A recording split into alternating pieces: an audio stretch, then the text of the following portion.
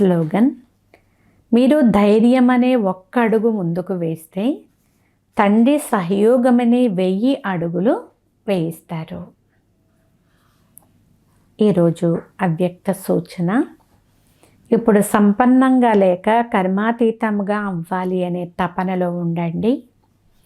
ఎలాగైతే తండ్రి కోసం అందరి నుండి నా బాబా అనే శబ్దం వెలువడుతుందో అలా శ్రేష్టాత్మలైన మీ ప్రతి ఒక్కరి పట్ల ఇదే భావన ఉండాలి, ఇదే అనుభూతి ఉండాలి.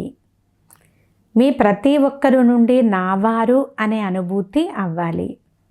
వీరు నా శుభచింతకులు, సహయోగి, సేవాసాతి అని ప్రతి ఒక్కరూ భావించాలి.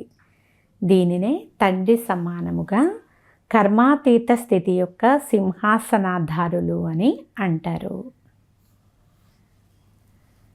ఒక ముఖ్యమైన సూచన: ఈరోజు నెలలో 3వ ఆదివారము.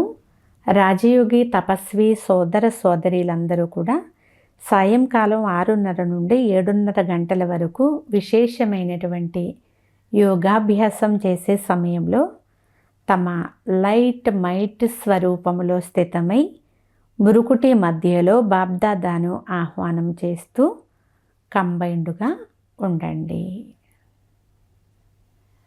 అచ్చా. ఓం శాంతి.